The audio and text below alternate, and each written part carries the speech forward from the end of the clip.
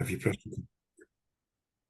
Excellent. Right, guys. So, Lisa Ware, Senior Group Leader, and this is the 4:30 Yessave team coaching. And yes, it is opened up to other people because I believe the more we share skills with everybody, if everybody gets better, do you know what? That's more customers for the company, and that means that it's better. And as they grow, the prices they can be more competitive, which makes it easier for us and it has a knock-on effect. All right. So I actually believe share the love, share the skills. So today is all about what's the pros and cons of either being face to face or doing it remotely. Okay. So I'm going to go through this, and I think I said before I pressed record, to my astonishment, I've gone well over 20 pros of face to face. But at the moment, I've only managed to find about 10 on remote. That's not good, is it? But let's go through this. And Mike, do feel free to step in if there's something that I might say that you think possibly is not right. So, the pros of being face to face. Well, for me, the big one is people can judge each other's character easier. And as I say to everyone, I may not be necessarily very spiritual, but I believe people feel each other's energy. You can read body language, which is absolutely massive. And because of all of that, I think you build better rapport quicker. The moment that that door opens, Big Al tells us you have only seconds to make a first impression. Did you know that? They decide whether they like you or not immediately in the first few seconds. So, what's the first thing you do? You smile. What's another thing you could do to build rapport so easily? Get yourself a pair of hotel slippers or secondhand slippers. Boys, that's you as well. You impress the women even more if you put a pair of slippers on to go into their house, which shows respect, which instantly they think, what a nice person. They may not even say it, but psychologically, you are building a good impression. Okay. So I think that face to face thing is great. The other thing is, it's about being respectful while you're there and trying to engineer where you'd like to sit. People often want to take you into a lounge and they want to sit you on a couch and they're over the other side of the room. So now you're opposite each other. Well, that's not good because that's confrontational. All right. What you want to do, I usually say is, oh, any chance of sitting down at your table? Okay. Because what I'm going to do is be showing you something on my tablet and I'd like you to really see it properly. And by sitting side by side, that is not confrontational. That's much nicer. It's a bit like when you're at a 20K giveaway event. I say to you, never stand behind the podium or a table. Get out, be next to them side by side. You're building rapport. Okay. So when you go face to face, the effort that you are making, there is less likely that they will cancel you. I think it's all too easy when it's Zoom. Oh, well, she ain't getting out of her house. Doesn't matter. And they ghost you, don't they? And they don't even bother to let you know. So I think when you make an effort, like I've been on one this morning, I had to travel 37 miles for this one. Some of you would say, oh, I'm not doing that. Well, I've done it for years, so it doesn't bother me. But when I made the appointment and it was a referral, I bothered to ensure I asked them anything I should know about parking. Is it difficult to get to? I always ask them, do you have any animals?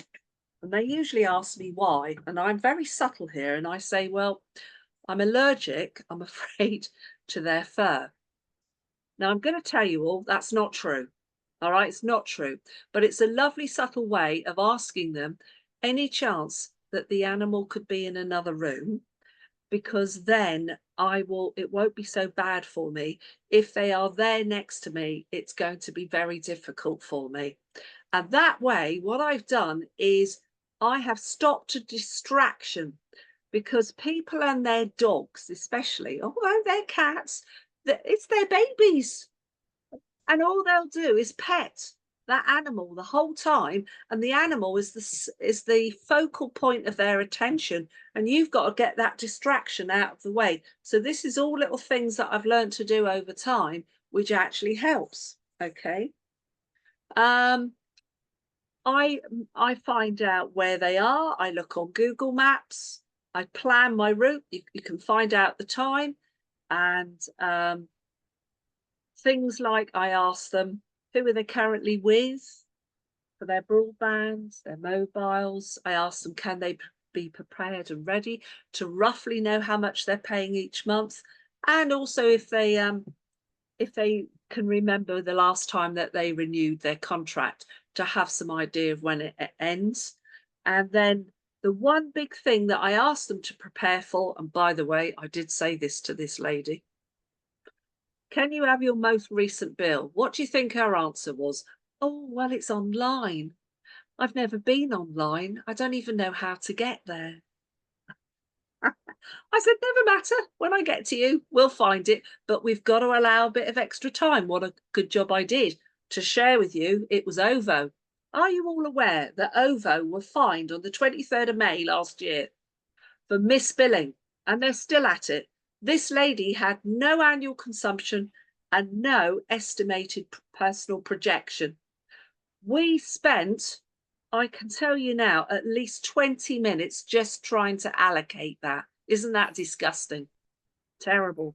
So allow for these factors. But the fact that I was with her, I'm telling you now, made it much easier that I took control, because I know where to look and what to find for. All right. So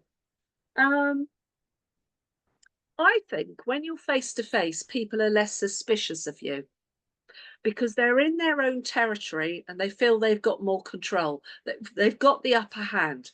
I think this sometimes can be a little bit intimidating. So I think that's a real positive. And also that you could lay everything open for them to see. Really, really good. And I sit next to them, as I say, so they're seeing everything. There's nothing hidden. The other thing too, I print off the most latest bill of my own, which is nice and large, and it helps people to see. All right, much bit easier to show them. If they are low on technology skills, and many still are, this is brilliant, because you are in control. Believe me, I find sometimes the whole technology on remote is confounding to people. And it doesn't matter how many times you ask them to be on a PC or a laptop, or at the worst case scenario, a tablet, they still turn up on their mobile. And then they're not seeing everything. It's a different thing altogether. So actually, I really like the fact of being there, because I know that I've pre-planned lots of things. By the way, when you go face to face, I've already done simple things like check Google. I've gone on my planner. I found out if I don't know who the energy companies are. I've done a broadband speed check. Now we've got the fiber checker. So all that stuff, I am building up my repertoire of information, which is building my confidence before I even get there. So my posture is going to be better. And posture doesn't mean being cocky. It means that inwardly, psychologically, I know I've got the upper hand. Okay. So I can actually see the layout of their router, where it is. Is it actually in the master socket? What kind of socket have they got? Well, this woman had something from the dark ages, gorgeous modern house, still running on a little filter, you know, little mousy tail thing. Her broadband was pants. It was BT. She was paying £72.95 a month for broadband, which was worse than mine. I was just appalled, absolutely appalled, right? What's the other thing? If they don't know their telephone number, oh my God, you try and get them to find their telephone number. Oh, I haven't got a phone number, they say. Yes, you have. Most of you have. You just choose not to plug a phone in. And then they can't find it on their bills. I bought myself a little handheld, simple £3.50 telephone from Argos years ago, and I got 5% cash back. And I plug it in the socket, and guess what? I ring my mobile, and there's the number. How cool is that? How easy. Save all that time wasting. Okay. You can take photographs of the meters, so you actually know where they are. Are they modern? Are they smart meters? Are they first generation, second generation? Very useful too. You can actually see their bills. Believe me, you try and get people to find their bills. It is a nightmare. And I tell you what, as you unfold with the presentation, more and more you could refer to that presentation. Do you know what I say to people? In the first instance, most people come over for value, but they stay for the 6-star customer service, and they stay for the simplicity of the billing. That's what they stay for. Okay. Um, you can help them instantly with getting a pack code. So she allowed me to take her phone, and I knew where to go, and I got the pack code really easily. I then went into her keypad and told her what I was doing. Always tell them what you're doing, especially when you've got their devices. And I pressed *#06# and found out instantly there were 2 IMEI numbers, which says the handset's unlocked. That was a lovely barrier out of the way. There's so much you can do when you're with someone. Um, you can see, this is a good one. You can see what their broadband speed really is. Now, I've got a broadband speed checker, okay? And I have it on my phone. And as I get in there, they don't know that I'm doing it. I'm checking what their real speed is, because they will have you tell, especially the people that are Virgin, they'll say, oh, I've got 175 megabits. And then I find out they're running on 32. That's an interesting scenario. Okay, so a very good thing. Um, you could check the mobile signal with us. You're there. All right, that's a really good thing. You can download the Clubhouse app for them. Do it instantly. How easy is that? What a bit of amazing customer care. As I say, I show them my actual bills. And on the app on my phone, I'm showing them how the cashback card works. I'm showing them that I set up what we call a low balance top up situation, so I don't have to keep doing silly pay as you go, top it up scenario. I've made it simple for me. I show them my insights that I've had over £6,700 cash back. How cool is that? I also showed her that last month I got a cashback magic. Yes. It was nice. It was Boots. It was £10.56, and I got £10.56 cash back on one item. How lovely. I actually think it was a bit initiated, because it did happen on my birthday. Was it contrived? Not sure. Right. You can help them verify themselves instantly when they've signed up, because they get about 5 emails come in immediately. And I tell you what, her face was, oh, she went, I've got loads of emails. I said, right, let's look at them together. So on her phone, I went through, I did the verification for her. That was out of the way. So much you can do when you're with someone. Okay. I picked up the emails, I explained what they said. And then what about if you've got to prove home ownership? Supposing it's a scenario of, now this wasn't the case, because her husband sadly had passed away many years ago, and it was in her name, and I made sure I asked that. But you know, you sometimes meet somebody, and it might the home might be in the other person's name only, that's passed away or moved out, divorced, separated. Sorry to say these things, but life happens. Also, if they've moved into a brand new home, there will be no title deeds. It takes about 6 months. And I tell you what, when you're face to face with someone, it's a lot easier, to be able to just ask them, oh, have you got a conveyances letter? Or have you got a simple letter from the building society or bank that says you've got a mortgage? Don't have to show any personal, quick snapshot, you've got the proof of home ownership. Really useful. And I find that when you're face to face, you can do that in a much nicer capacity. Seems a bit formal when you're on Zoom asking for this stuff. Okay.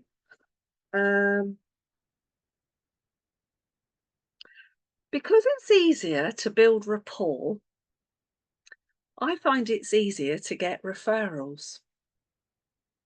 Because as I'm doing that appointment, I'm speaking to them in a chatty fashion. I am having a conversation rather than a presentation. Hopefully that will mean something to you. And as I'm going to the different bits, I say to them, oh, what else do you know that likes getting money back from shopping?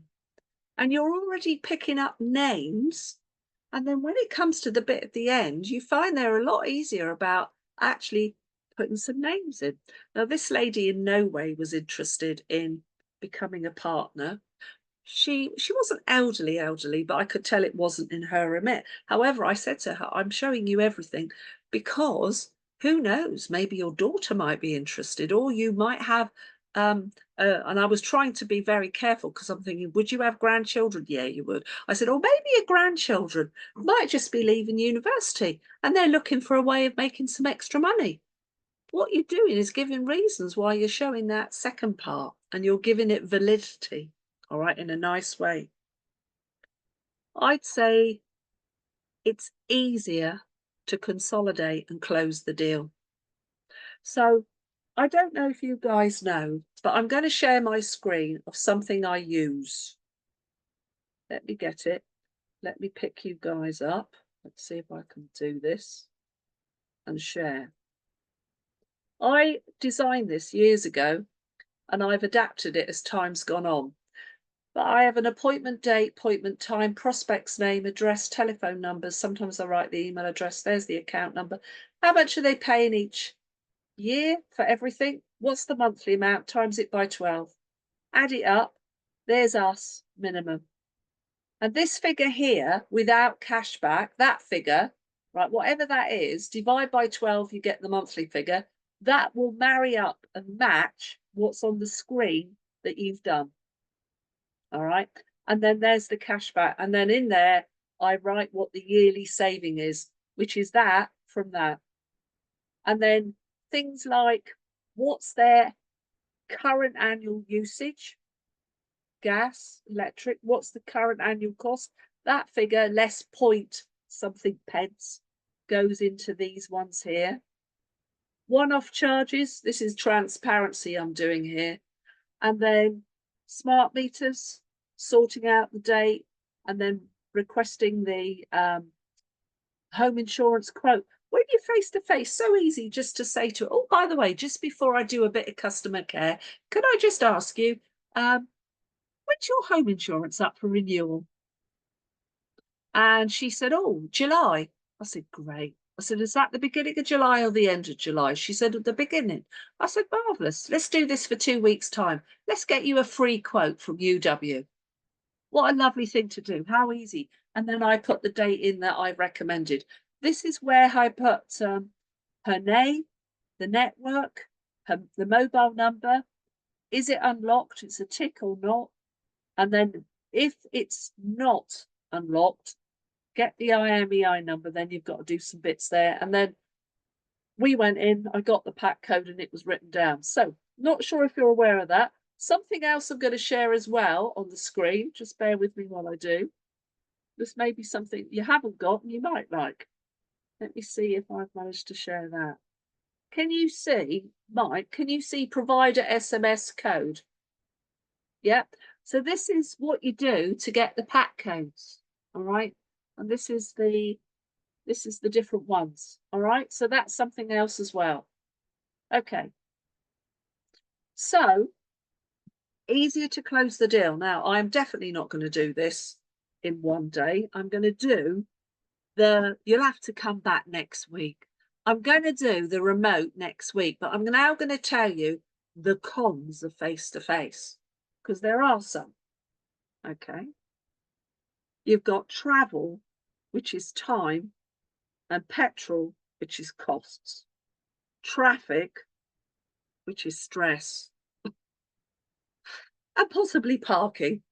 I have had instances where it's nearly been impossible to park. Oh, not very often, thankfully. Gone into filthy homes. Sorry, got to say it. This is Lisa Ware. I tell you it as it is. In the police, we used to say that sometimes we wiped our feet on the way out. Emma's laughing. You're with me, aren't you, Emma? And this one I've met twice. Not nasty people, lovely people. Actually, that's central to their church. Oh, but they were hoarders. Oh my gosh. I have walked into a hoarder's home and there is just stuff everywhere. Down the hallway, both sides, every room to the ceiling. And I'm thinking, how am I going to change the router? Oh, the joys, the joys. I'll tell you what's interesting. When you do a 20K giveaway, people are all so full of themselves, aren't they? And they make themselves out to be a lot more than they are. And then I turn up at their home and it's fascinating. That's all I'll say. But luckily, most of my customers are pretty lovely. Um, Sometimes you've got the problems of children. I have turned up an appointment, baby in the high chair, screaming its head off, still hasn't had breakfast, kids running up and down the stairs, and you've somehow got to get focus and attention. Not easy.